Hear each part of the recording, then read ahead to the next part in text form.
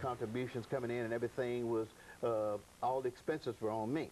So I kind of went kind of down for a while, and my daughter moved back to Nashville, and we were sitting having dinner one night, and she said, "Dad, let's talk about vision of hope." I said, "Okay." I said, "What do you want to talk about?" She said, "What we need to do is we need to come up with 5 core values, what we want to work at. We want to take small increments, and we want to refine our processes to see where we are. And we need a measuring device to see where we need to go. Do we need to change in the middle of the stream of what our approach is, because we need to be," and I guess from that point, what happened to me, it gave me a sense of rejuvenation. A new vision. New vision.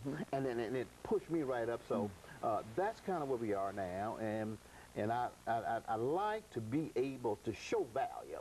And if I'm not mistaken, dealing in the school system, I read one of their missions. And then one of their missions is to produce productive citizens. See, that's what we need to do and instill within our youth. And another thing that we need to look at is our teachers. I found a newfound respect for our teachers in the school system. And somehow we're missing the boat, because we look at teachers and we forget about what their job is. Their job is to teach. Teachers are teach. So now, in the development stages of our kids, to be successful, there are several factors that we're not considering. And then we got to look at parents. And parents' job should be parenting.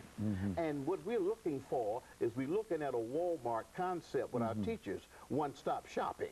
We want our teachers to do everything. We want them to teach, we want them to be mentors, we want them to be disciplined, we want them to do everything. But we got to kind of look at shifting the responsibility to where it really lies. So we're going to need support, and the continuous support, ongoing support for everybody to make sure that we reach the ultimate goal. And one thing that we did, my daughter and I, we devised a circular approach. And right in the middle of that circle, we used one key word. It was proactive. So what we want to do is use a proactive approach to stay in front of a situation, as opposed to being reactionary. Most organizations use a reactionary approach, and when you use a reactionary approach, there's an additional cost anytime you use the word re. Regardless whether rework, redo, rehab, that's an additional work. So what we want to do is cut it off and get in front of it before it happens. So that's kind of where we are. And we had some ideas about what we need to do to continue to strive and make Vision of Hope successful. And one thing, we came up with a couple of more key words. To be successful, there's 2 things must occur, and that's education and discipline. People frown on discipline and look at discipline as corporal punishment, thing, heart beating, but discipline is a teaching tool to correct an undesired behavior. That's what discipline is. That's all good. That's very good. And so these are some of the things that being creative, being out of the box thinkers, and trying to do things a little different. Like I mentioned earlier, if you keep doing the same things, and then your results are going to reflect the input.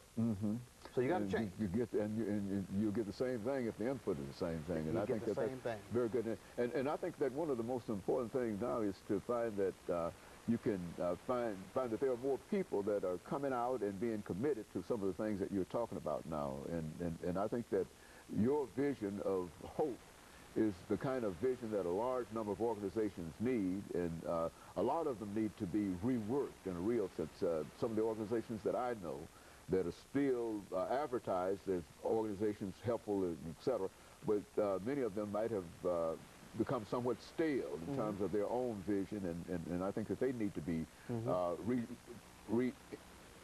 energized or something like, something like that. And I think that what you're talking about is something that can be applied all over this nation. You see, and I think you recognize that if you can get a good program going here, and there's enough financial assistance now in terms of grants and things that are coming from the federal government now, that if you can get a good program going here in Nashville, Tennessee, called the Vision of Hope, it will certainly capture, as you've already indicated, the Chicagos and the LAs and all of those other places that are having the similar kind of problem.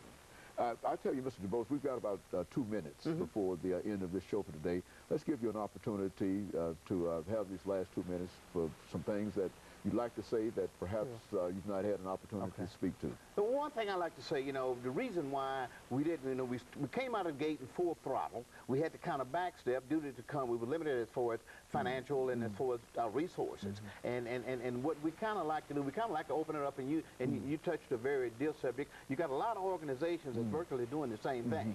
And what I think these organizations, as well as Vision of Hope, we all need to get together and have some brainstorming sessions and to develop a full circle, and everybody, instead of doing the same thing, let's specialize in that separate entity that you have the expertise in and close that gap. Because once you got gaps, you leave an opening there for dangerous infiltration, whether it's violence, whether it's crime, or whatever it is. So that's what we need to do, and work collectively as a group.